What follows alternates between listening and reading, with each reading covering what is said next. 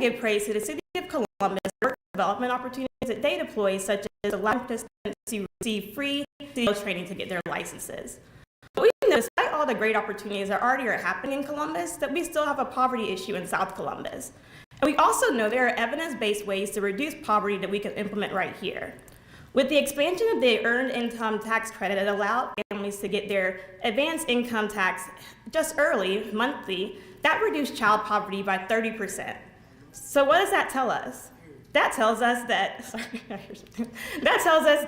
putting cash directly in the hands of participants works.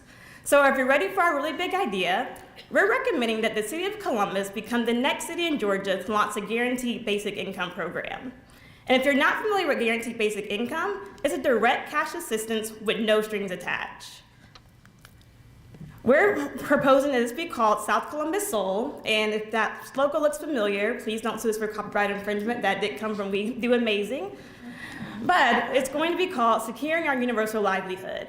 We're recommending that the City of Columbus give 50 participants $500 a month for the next 2 years during Pilot 1 or Phase 1 of the program. And then during Phase 2, we're recommending that that be expanded to 100 families receiving $500 a month. And we're not just stopping there.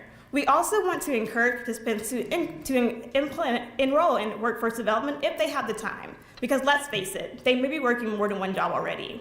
And we will incentivize them by providing an additional subsidy with workforce development.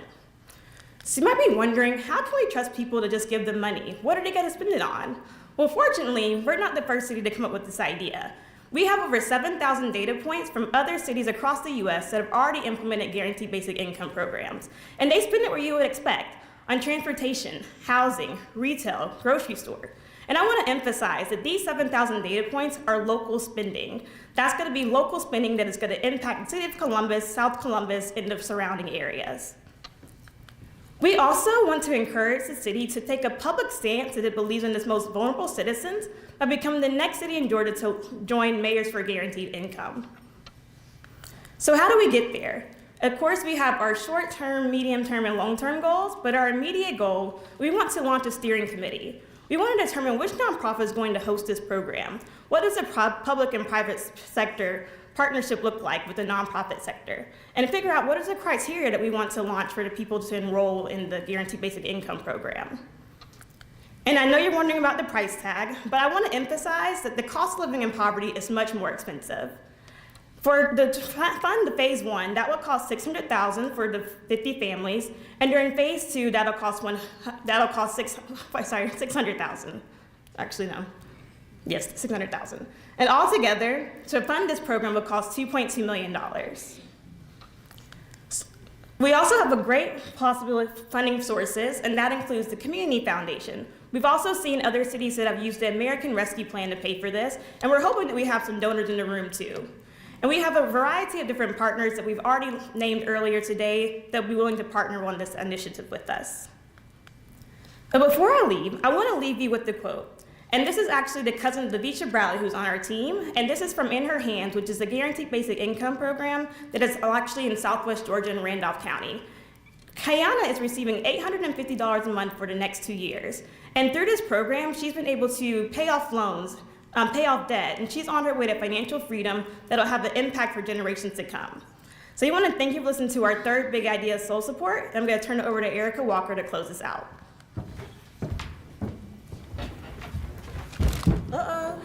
They got a whole cord under this rug. Okay. In 20 minutes, we will announce ourselves as graduates of this program.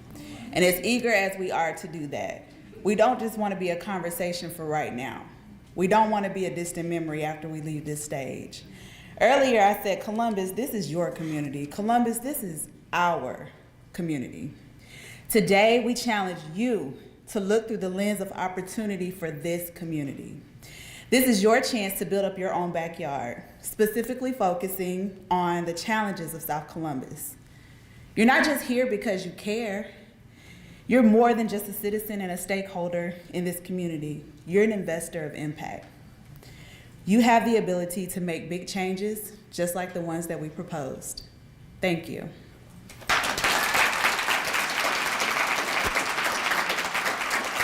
All right, I noticed somebody has a question for this group. Raise your hand way high so I can see it in the dark. Right here in the back.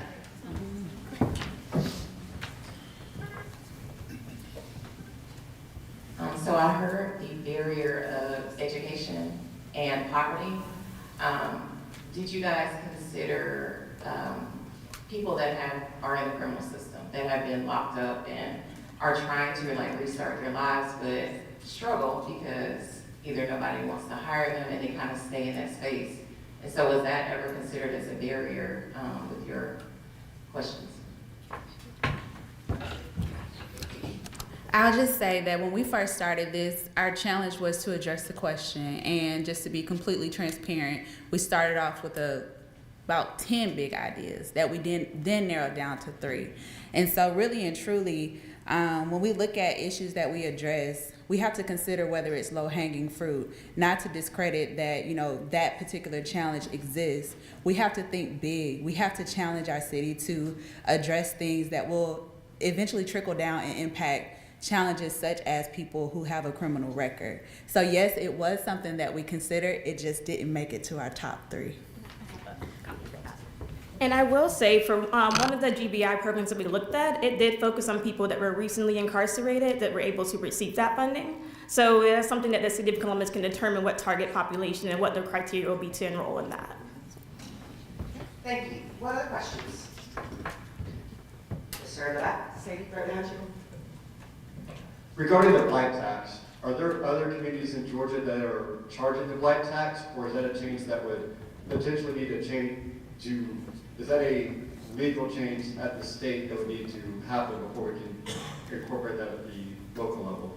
So yeah, great question. I know for a fact that the city of Savannah has implemented a blight tax, and it's allowable by the state of Georgia Constitution. It's written into it. I believe it's called like a community development. It's framed as an incentive program through the Georgia Constitution. So I know at least one city that we looked at that has implemented a blight tax, and it is allowable at the state level. And is that from the tax commissioner on the property or from the city government? Like who is collecting that tax? Do you remember that from Savannah? The local government would be collecting that tax. It's an incentive program for property owners to reduce blight, is the way it's framed in the Georgia Constitution. And there is a model ordinance, the Georgia Municipal Association. Yes. For blight. Did I see a hand over here? No, there's one right there. There's one in the back. Thank you. For the that monthly income, trying to remember the exact name for it, is there going to be like a real thorough screening process for that? Because I know sometimes when you're giving like money that's going to be benefiting some family, there are some of the families that's going to try to take advantage of a good thing, and it becomes a problem for other people that actually need it. I didn't know if you guys had a proper screening process in place to make sure that did not happen. We didn't define the criteria, but we know with any program there's always subject to some type of abuse. But for the majority of participants that have, sorry, I keep hearing people echo. For the majority of the people that participated, from what we've seen, that wasn't necessarily an issue. But that'll be up to whoever the steering committee is and what criteria they want to put on that. But I do want to emphasize that there is no strings attached, so we're not dictating what they spend it on, but just tracking what that is.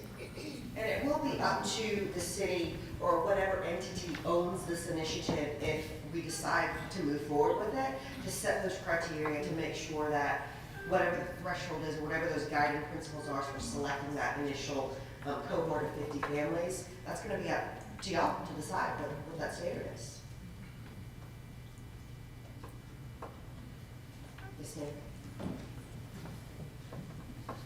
I love the idea you were talking about providing housing for homeless. One of the things that I know, there are several grants that are available to local cities, to provide housing for homeless people. But one of the issues is that a lot of cities are facing, they don't know who wants to oversee it. What if I missed that part, I'm so sorry. But again, who would oversee the homeless shelters? Or rather the homeless housing that's provided. Right, so we talked with a couple of community organizations just to get feelers for how the Homeless Navigation Center would work. At this time, honestly, I don't have an answer for you, but we know that it will be a valuable, it could be a valuable resource for the unhoused population in South Columbus, especially given the lack of resources in that 31903 zip code. So that does have yet to be determined, but we remain optimistic. And I wanted to add to that a little bit, something that was said earlier. We're planting seeds in our community, and so we hope that with what is said, any one organization would step up to take that charge. So we hope that it inspires somebody. I don't know who you're with, but you know, you can talk to us afterwards. I wanted to address the comment about the education disparity with poverty.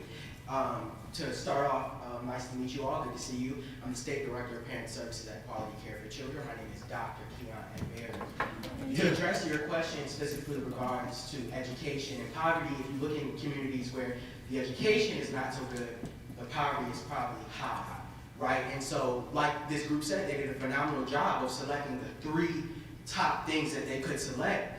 But I would say, you know, it ultimately comes down to the leadership, right? Because I've been a part of this program. I'm the State Director of Parent Services. I can pull information on any child care center. And I've reached out several times about addressing this poverty concern that this community says that they're dedicated to, and I have yet to hear anything yet. And so it certainly starts with child care. And I wrote my dissertation about it. It specifically deals with low-income Black people, right? And that's the majority of the population that lives in that community. And so, as somebody who is in the early child care space, I am highly concerned. Because there's not just a disparity with child care, but those disparities are leading to direct impact, right, of the citizens. The citizens get recycled, right? They start young and then they grow and they become, you know, productive and successful citizens. If you don't start at the earliest ages, right, then you're going to see tremendous, tremendous hurt that is happening. And I believe, and I would predict that that is part of, you know, the experience, and that has been part of the experience. We know that 90% of a child's brain is hardwired before the age of 5. So we're waiting to children get in kindergarten and 3rd grade instead of teaching them to read when they're young. But I'll leave it at that. Whole other challenge question. Hello, everyone. Outstanding jobs. Yeah. Outstanding jobs.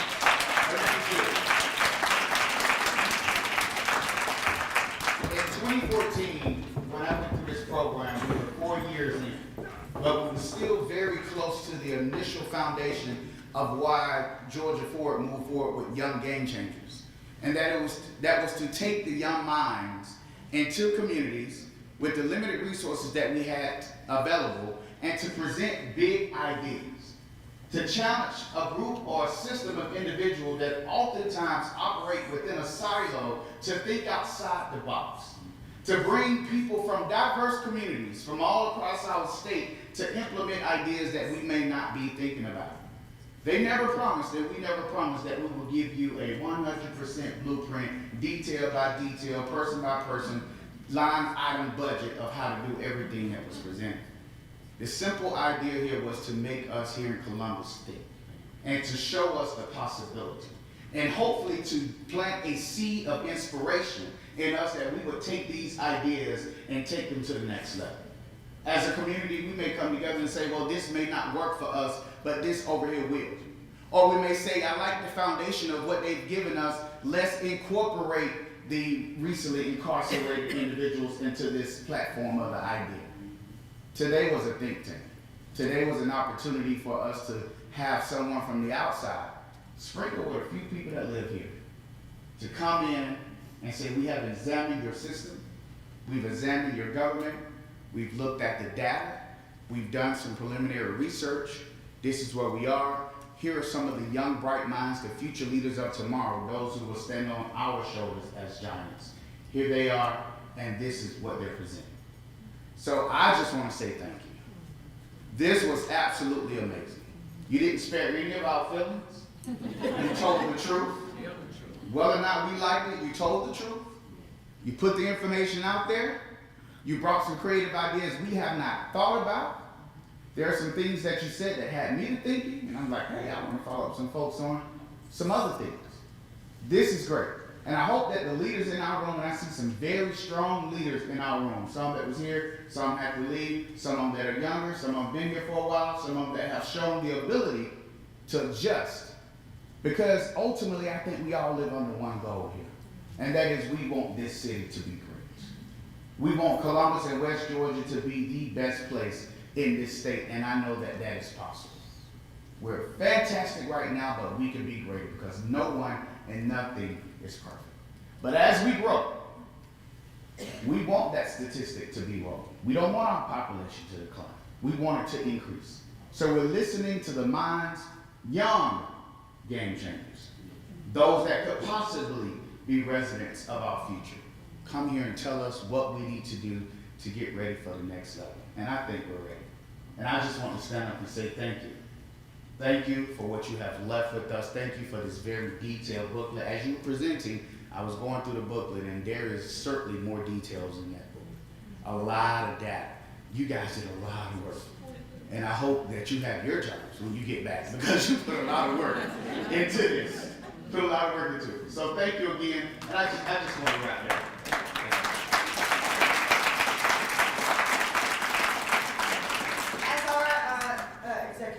Here of the Young Game Changer program, purchase the stage. I do want to make you aware, just one second, okay? This is the final product that they've been referencing, this massive, okay? We don't have hard copies enough for everybody. There are some hard copies available here today, but this lives online on the Georgia Ford website, along with all of the final recommendations of all of the other communities we've been in. So please take some time, because while this isn't a fully fleshed out blueprint, this is a great starting point for any of these initiatives. We've thought through budget, we've thought through potential funding resources, we've given you a starting line, okay? So here you go, thank you. Thank you, Kat. Thank you, Representative Reese. Great comments, that was amazing. Didn't they do well? Yeah. And y'all can tell, again, I'm Sadie Krosick, I'm the Managing Director of Georgia Ford for Georgia Municipal Association. And we didn't just let them say, you got a problem. We said, okay, and now what? And that's leadership, right? It's what do we do?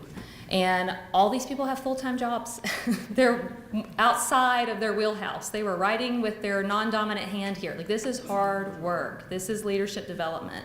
And they did a great job. But now it's yours, City of Columbus. Plans sit on shelves and don't do much, right? It's up to you. We are relying on you, counting on you to talk about this, to keep it at the forefront. Look around the room. There are leaders here. There are leaders not here. They need to hear it, right? How do you get it in front of them? We need you. We need champions of this plan. And that's you guys that can do that for this team, for this hard work. A third of this class is local. They'll still be here. They care about these ideas because there's some blood, sweat, and tears in them, but they need partners. They need champions. We want more and more people to hear these ideas, to start getting some momentum, getting more partnerships, that some of these can be possible. It'd be good for Columbus. It'd be amazing. I'd love to see them happen. We always say, you know, we don't have plans. We don't have money. Guys, we're missing leadership. And that's where you all come in, right? So let's lead, let's do this. I know you can do it. I know the part of our team that's local is up for it and ready to do it. And we will have this at georgiaford.org. We'll have the recording of the presentation, we'll have the slide deck, and we'll have the digital version of the hard copy. There are a couple on the back table where you can thumb through those. We don't have enough for everybody, but we'll have all of that online so you can point that out, push that out to people, share it. We will post it on our social media, our website, and every class member here will have links to that as well. So it'll be out there. Let's get it out there as much as we can. Also want to let you guys know, if you have other people who you think would be great for this program, applications are online now. We're accepting applications for the next class for 2024. And that class is going to be in the city of Valdosta, which we're so excited to be going to Valdosta. And the same thing, we're going to take applications and candidates from all over the state of Georgia. So that's where you go there, georgiaford.org/apply. Those will be through the end of the year. Did you have a question about the applications? Well, I have a question. Is there, you've done this in many communities. Yes. Does Georgia Forward do any post-event evaluation of what recommendations have been taken? I'm glad you asked that. She asked, have we done any evaluations of what's taking place? We're actually doing an economic impact study right now through the Valdosta State University, just a coincidence. They have a graduate students and a team that are interviewing all of our 10 Young Game Changer communities now to see what has happened. What has been the dollar investment? What of these ideas have happened? I know in my own community, we hosted in 2019, and we've had significant progress on a number of those ideas because somebody heard it in the room and said, I love that idea, and started putting their resources behind it. So great question. And that report should be out by the end of next year. We'll have that report for the impact. We've been in 10 different cities since 2012. So this is our 10th city. Also, I wanted to bring up one of our Georgia Forward board members to tell you about an event that we're doing here tomorrow. You can still be a part of it if you'd like to, and that's our Georgia Forward Forum. This concept of the Young Game Changers came out of a one-day event, which is the Forum. So Ben, if you'll come up and share a little bit about the Forum, and that'll be our last thing for this morning. Afternoon.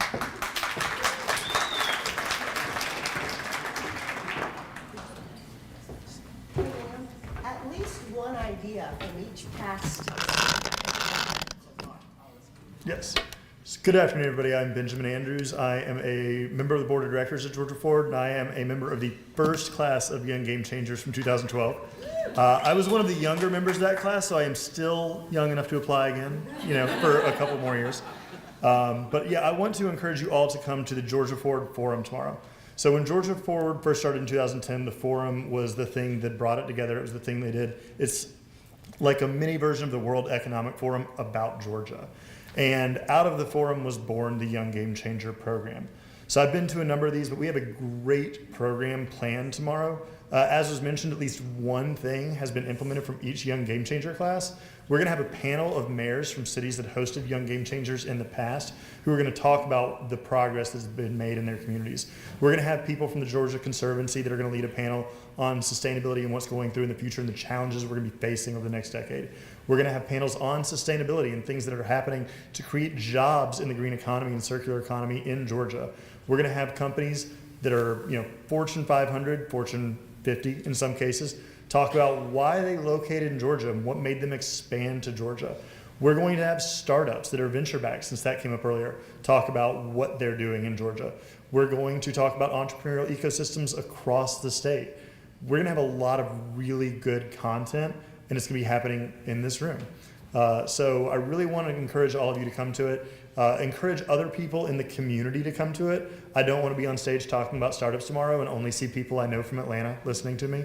I want to see your community as well, because we are going to have people from your community on stage and from other small communities, other big communities, everything from small business to enterprise companies to small communities to Atlanta.